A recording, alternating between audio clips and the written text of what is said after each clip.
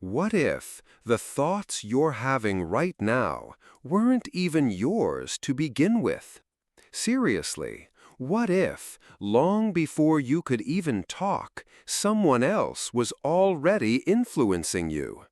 Before you could walk, before you could say no, the world was already shaping the person you'd have to become, and, ironically, the person you'd be punished for being. Your mind, before it was truly yours, was hers. Not in a bad way, not with any conscious mean-spiritedness, but with incredible power. As a child, you weren't just loved, you were molded. Every look of disappointment, every flash of approval, every moment of silence when you cried, it was all programming. You quickly learned what to say to be held, what not to feel to be accepted, and what to hide to stay safe. And you followed these unspoken rules not because you were weak, but purely for survival. Carl Jung didn't call this abuse. He called it something arguably worse: unconscious inheritance. It's when the unlived pain, fear, and even the identity of your mother seep into you. It happens not through words, but through her very presence. You don't get to choose it. You just become it. And now you call those thoughts yours. You call that voice in your head you. But what if the reason you feel trapped, lost, or anxious is because the person living your life was actually built for someone else's story? What if you're not broken, but simply programmed? And what if the very first step to healing isn't about learning something new, but about unlearning what was never truly yours? You don't remember the exact moment this happened, because you weren't supposed to.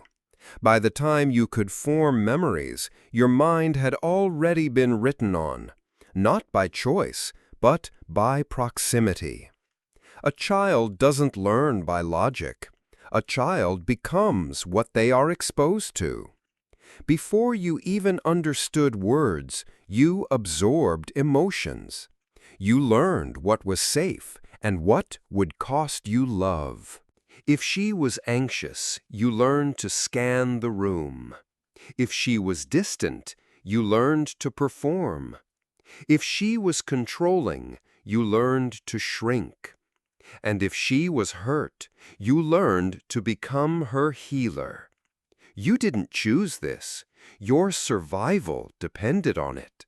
Carl Jung called this the mother archetype, a universal psychic blueprint, the most powerful emotional force in a child's early life. But he didn't describe her as a person. He described her as a field of influence, a presence that silently molds a child's emotional structure through thousands of small, invisible moments. And here, as a child, had no idea this was happening. You didn't know that guilt could be learned, that shame could be inherited, or that fear could become your inner compass, all before you could even spell your name. And because she loved you, you trusted her. And because you trusted her, you never questioned the code she planted. You just assumed it was the truth. So, when you learned to sit still, be quiet, please others, or say sorry, you probably thought it was maturity. But often it was fear. Fear of rejection, fear of losing her attention, fear of losing her entirely. You became hyper-aware. You learned to read her silence like a warning. You edited your words before you spoke them. You smiled when you were hurting. You said, "It's okay," even when it absolutely wasn't. All of this happened before you ever made a single conscious decision. And now, as an adult, you wonder why you can't say no without feeling guilty. Why you overthink simple messages. Why your nervous system kicks into overdrive before your mind even understands what's wrong. It's because you weren't just raised, you were programmed. You inherited her emotional DNA, not just through genes, but through countless moments, through tones of voice, through glances, and through the unbearable weight of her unmet expectations. She didn't even need to punish you. She only needed to withdraw. And you, desperate not to lose that love, became exactly what she needed you to be. This wasn't just parenting, it was encoding. It was the invisible blueprint.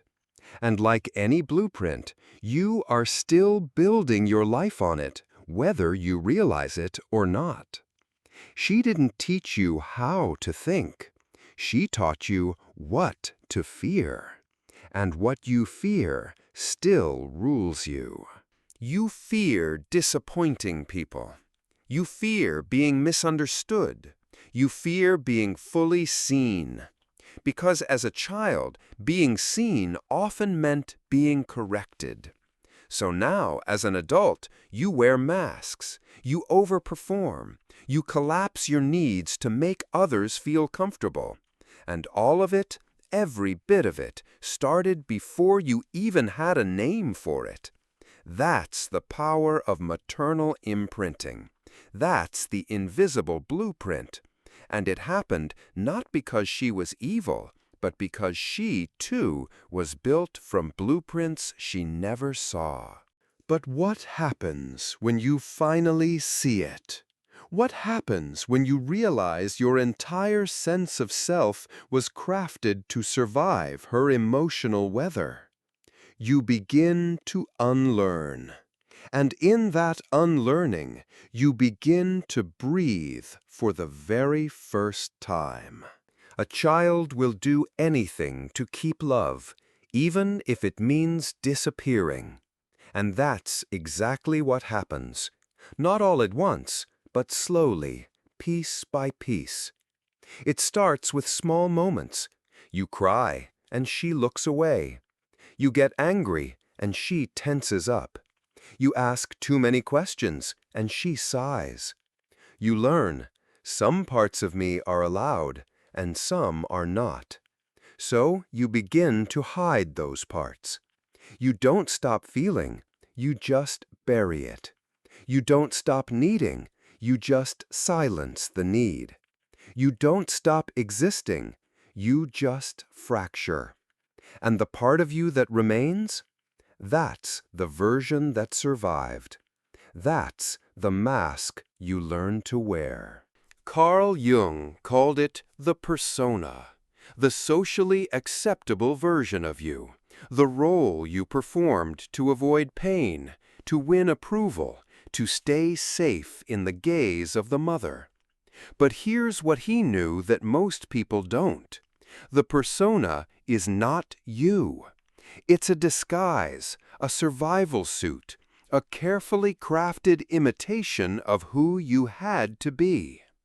Behind it lives what Jung called the shadow. These are the parts you disowned, suppressed, rejected, exiled. Your anger, your wildness, your defiance, your voice. All pushed down to make room for a version of you that wouldn't trigger her. Because when you were a child, love wasn't unconditional.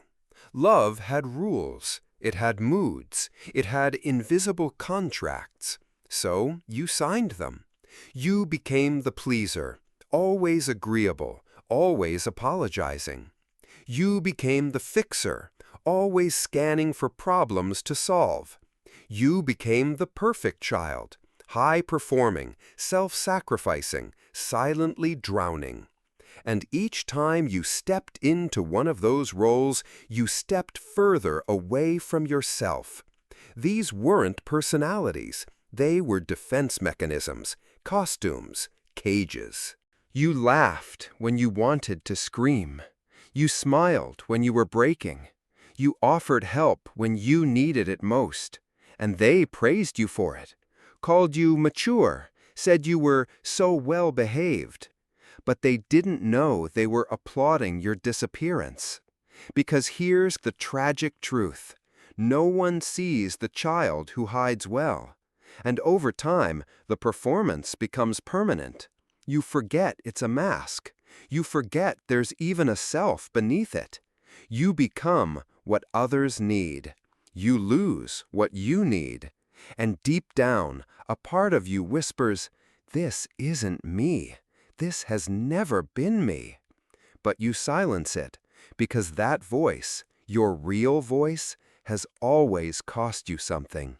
And even now, as an adult, you still fear that cost. You still hesitate to speak your truth. You still calculate your worth based on what others expect.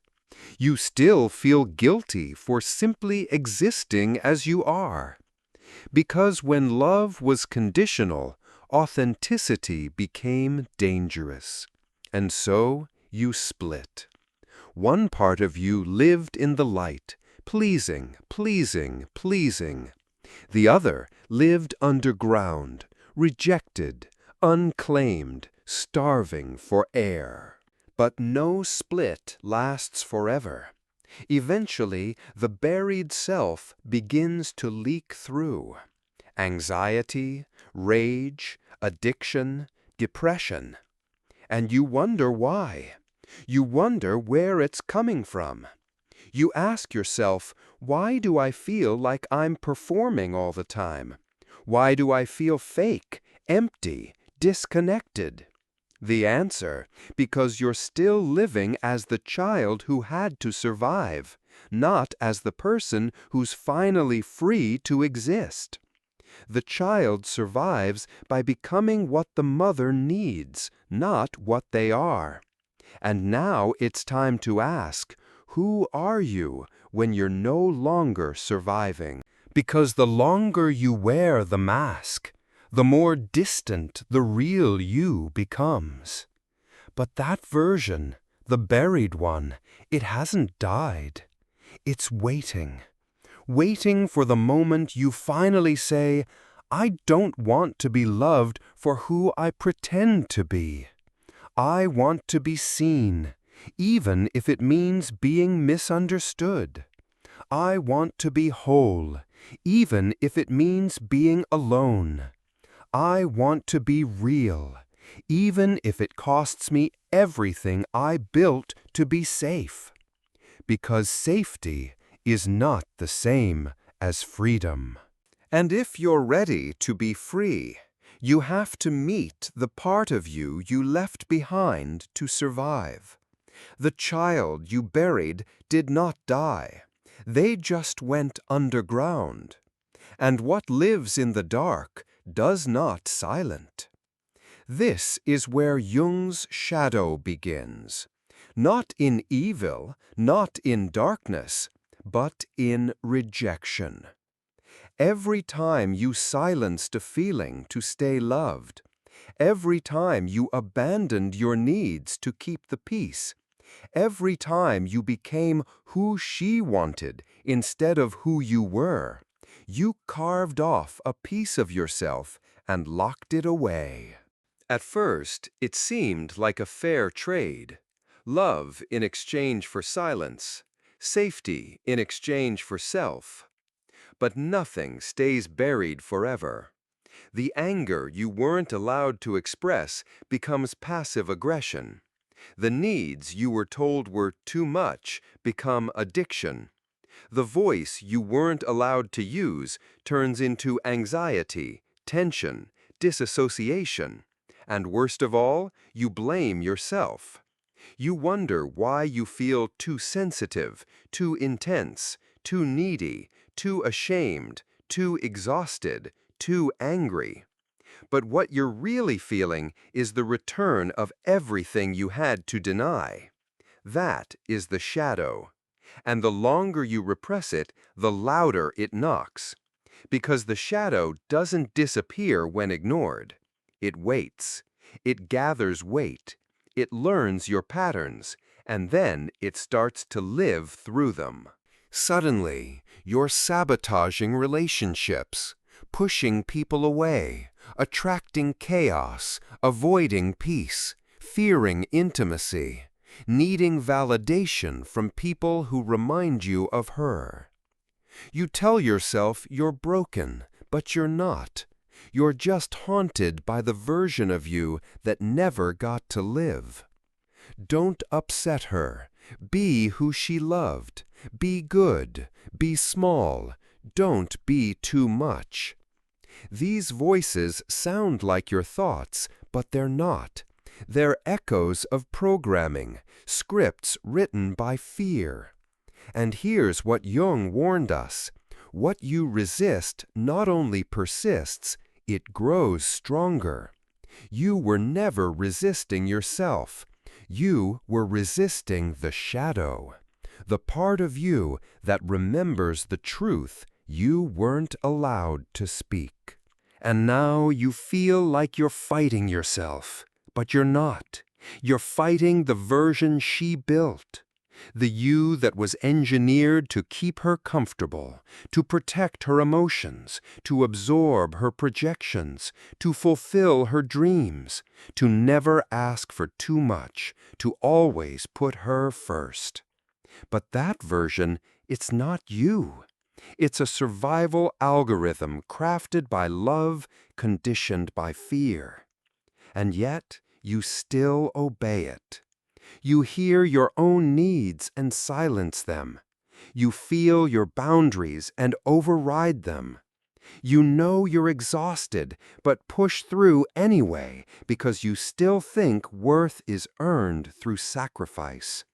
You inherited her guilt, her shame, her self-rejection, and now you wear it like it's yours, but it never was. This is the war within you. The internal battle between who you are and who you became to survive her. It's why love feels unsafe, why rest feels lazy, why truth feels like betrayal. Because every time you try to be whole, you awaken the parts of you she trained you to fear. But let's be clear, you're not fighting your mother. You're fighting the version of yourself that she built to keep you acceptable. And the scariest part of healing is realizing that to become real, you'll have to disappoint that version. You'll have to disappoint her. I'm not your reflection. I'm not your redeemer. I'm not your second chance. You'll have to let yourself need things, not because you're weak, but because you're human. You'll have to let go of perfection, not because you failed, but because it was never your job to save her. This is not rebellion. This is restoration. The shadow she created isn't your enemy. It's your signal. It's the part of you that remembers who you were before you split in two. It carries your fire, your clarity, your truth. And healing begins the moment you stop apologizing for your own return. Because there's a version of you that existed before you were edited, and that version, that's the real you. And no matter how buried, how disguised, how disconnected, it's still there, waiting. Waiting for the day you finally say, I'm done fighting a war I never started, and I'm ready to meet the self she never got to see. You think the past is over, but it is not. It lives in your choices, in your tone, in your silence. It lives in the way you flinch when someone raises their voice, in the way you soften your truth to keep others calm, in the way you love people who cannot love you back. You call it a pattern, but it's not just a pattern. It's a ghost. The ghost of someone you had to become to survive her. What she did not say, what she withheld, what she made you feel without words, you now carry in every room you walk into. And it shows up everywhere. In relationships where you overextend, in friendships where you betray yourself, in conversations where you smile while bleeding. You think you're being kind, but really you're just avoiding abandonment. You think you're being mature, but you're actually performing peace so you don't get punished for being real. This is self-abandonment, the reflex to abandon yourself before anyone else gets the chance. Because long ago, you learned if you upset her, you lose love. So now you avoid conflict like it's a crime. You say, "I'm fine," when you're crumbling. You make excuses for their behavior. You take responsibility for everyone's emotions except your own. And somewhere deep inside, a voice whispers, "I don't even know who I am anymore." You've spent so long trying to be safe, trying to be enough, trying to be what others expect, that the real you feels like a distant stranger. That is the cost of unconscious programming. And Carl Jung warned us about it. Until you make the unconscious conscious, it will rule your life, and you will call it fate. You think it's fate that you keep falling for people who won't choose you. You think it's coincidence that you feel anxious in every new relationship. You think you're just too sensitive, too dramatic, too intense. But none of that is true. You're not too much. You're carrying too many voices that aren't yours. Her voice, her fear, her shame, her need for control disguised as love. It didn't end when you left her home. It just moved inside you. Now you judge yourself with her standards. Now you flinch at your own emotions. Now you mistake caretaking for love and silence for maturity. But here's the truth. You're still reenacting the childhood you never got to complete. The arguments you avoid now mirror the ones you never had the freedom to express. The rejections you chase mirror the attention you were starved of. The numbness you feel in your body is the residue of a child who had to disappear just to be tolerated. And every time you collapse into the old role, the pleaser, the caretaker, the ghost, you reinforce the lie that your needs are dangerous. But they're not. Your needs are not burdens. Your emotions are not threats. Your boundaries are not punishments. They are the parts of you she never let exist. You are not broken. You're haunted. Haunted by an emotional code you never chose, but still live by. But here's the part they don't tell you. Ghosts don't leave on their own. You have to confront them. You have to name them. You have to say, "This anxiety isn't mine. This fear of rejection doesn't belong to me. This silence I keep retreating into, it's not who I am. It's who I became to be accepted." Because if you don't name it, you'll keep repeating it, calling it fate, calling it your personality, calling it adulthood. But it's not. It's programming. And you are not a machine. You are not a product of her pain. You are not doomed to live a life shaped by invisible runes. You were conditioned to forget who you are. And now you have the chance to remember. It does not start with a scream. It starts with a whisper, a single moment of stillness where something doesn't feel right, not wrong, just unfamiliar, like putting on a jacket and suddenly realizing it was never yours. You hear a thought in your head, "Don't say that, they won't like it." And for the first time, instead of obeying it, you question it. "Wait, who told me that?" That's when the crack forms. That's when the programming begins to unravel. Because awakening doesn't arrive with clarity. It arrives with confusion, discomfort, silence. You don't feel powerful. You feel disoriented. Everything you thought was you starts to feel artificial. And deep in the silence, you hear it. That thought? It's not mine. That fear of being disliked. That reflex to apologize. That guilt for resting. That need to over-explain. They don't belong to you. They were downloaded, installed, conditioned. And suddenly, everything becomes louder. The rules you live by, the roles you played, the people you performed for. You start noticing your own self-betrayal, not because you're failing, but because you're finally seeing it. And that's the beginning of rebellion. Not the kind with fists or fire, the kind that happens in private, in silence. You say no for the first time, and your body shakes. Not because the boundary is wrong, but because your nervous system was trained to equate truth with danger. You sit with yourself, and it feels like abandonment, because your worth used to come from being needed.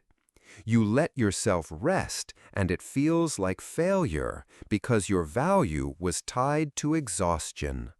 You speak your mind, and it feels like betrayal, because pleasing her was once your definition of love. This is the paradox of healing. Freedom feels wrong at first, because comfort isn't always truth. Sometimes comfort is the cage. And when you begin to dismantle it, you'll feel exposed, naked, alone. But don't mistake that feeling for a mistake. That's not regression. That's return. Return to the self that was buried beneath years of obedience. Carl Jung called this process individuation, not becoming someone else, but becoming who you were before the world told you who to be. It's not self-improvement, it's self-recovery. And yes, it's lonely, because most people are still asleep, still wearing masks, still calling their programming personality, still living out their parents' fear and calling it adulthood. But you've stopped pretending, and that makes you dangerous, not to others, but to the illusion. To the systems that run on your silence, to the people who benefit from your self-abandonment, to the roles you were praised for, but never truly loved in. Healing doesn't begin with blame. It begins with awareness, and awareness will burn. It will make you want to go back, to forget, to numb, to return to the comfort of control. But you won't, because something inside you, something buried but not broken, has started to speak. And this time, you're listening. So no, you're not lost. You're just shedding, not breaking down, waking up. You're not the thoughts you inherited. You're not the roles you played. You're not the fear she handed you like a gift wrapped in guilt. You are what remains when the programming fades. And that person, that's who you've always been. You were not born to be someone's second chance. You were not created to carry her dreams, her wounds, or her silence. You were born whole, untouched, unwritten. And then you were rewritten, molded, shaped, conditioned into something that fit, into someone that kept the peace, into a version of you that made others comfortable, even as you disappeared.